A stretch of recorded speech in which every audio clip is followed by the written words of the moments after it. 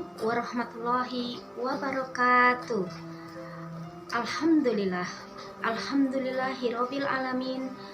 Wabihi nasta'in wa ala umuri dunya wadin. Wassalatu wassalamu ala asrofil anbiya'i wal mursalin wa ala alihi washabihi ajma'in. Amma ba'du.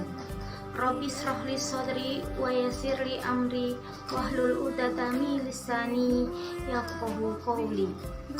Pertama-tama kita panjatkan puji syukur kita kepada Allah Subhanahu wa taala yang telah memberikan kesehatan dan beribu-ribu nikmat kepada kita sehingga sampai hari ini kita masih bisa menjalankan kewajiban dan aktivitas kita sehari-hari.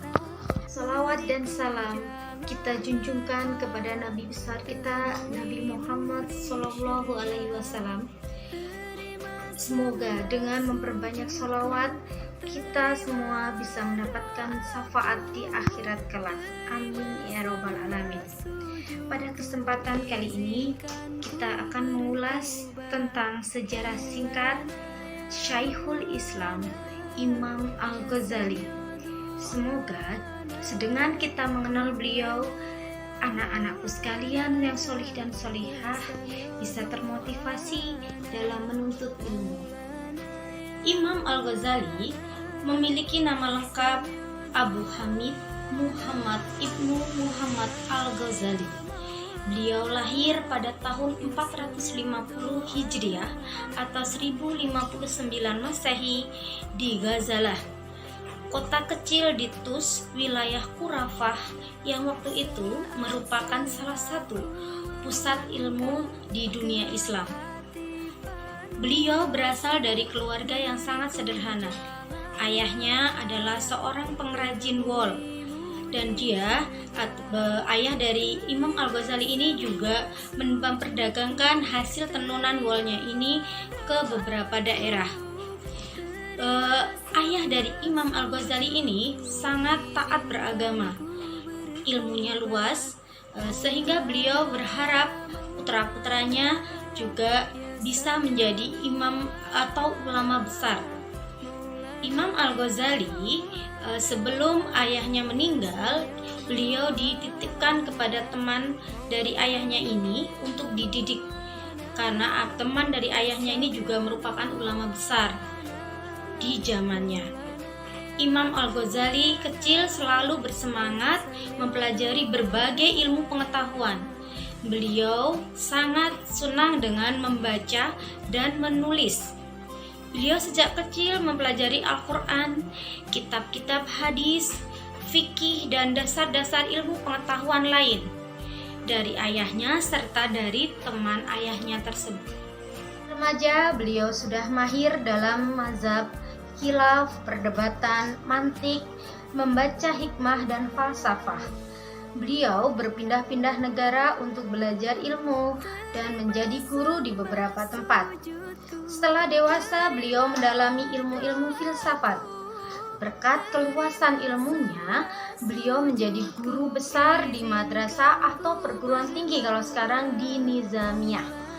Beliau juga banyak menulis karya-karya yang dituangkan dalam kitab-kitab besar ilmu fikih yang sampai sekarang terus dipakai dalam ilmu keagamaan, terutama agama Islam ya.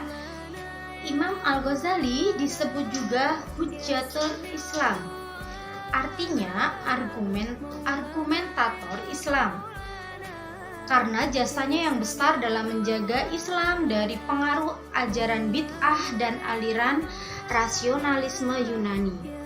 Disebut hujah juga karena beliau adalah seorang yang menguasai hampir semua ajaran hadis atau riwayat hadis. Beliau juga menguasai segala macam ilmu, terutama ilmu filsafat, pakar usul fikih dan fikih, terutama kaidah Islam. Karya terbesar Imam Al-Ghazali adalah Ihya Ulumuddin, yang artinya ilmu-ilmu agama yang menghidupkan ilmu-ilmu agama. Karya terbesar Imam Al-Ghazali ini dikarang dalam keadaan berpindah-pindah negara. Imam Al-Ghazali yang bergelar Hujatul Islam itu sebelum wafatnya meminta saudaranya untuk menyiapkan kain kafannya. Kain kafan itu diletakkan di atas kepalanya. Kemudian beliau sudah menghadap kiblat. Beliau kemudian wafat menjelang matahari terbit setelah sholat subuh di kota kelahirannya di Tus pada hari Senin 14 Jumadil Akhir 505 Hijriah atau 1111 Masehi dan dimakamkan di Zahir Al-Tabiran.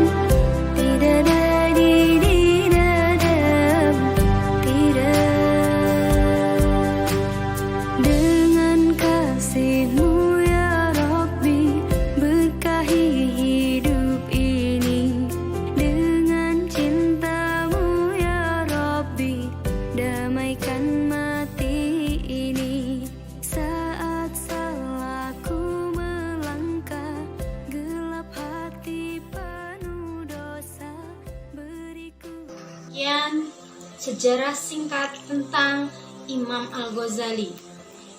Kultum yang bisa saya sampaikan hanya bisa sampai di sini. Semoga anak-anakku sekalian yang solih dan solehah bisa mencontoh keteladanan dari imam besar kita, Imam Al-Ghazali, di dalam menuntut ilmu dan menjadi cendekiawan muslim. Akhirul kalam, subhanaka Allahumma wa bihamdika asyhadu alla ilaha illa anta astaghfiruka wa atubu ilaik. Wassalamualaikum warahmatullahi wabarakatuh.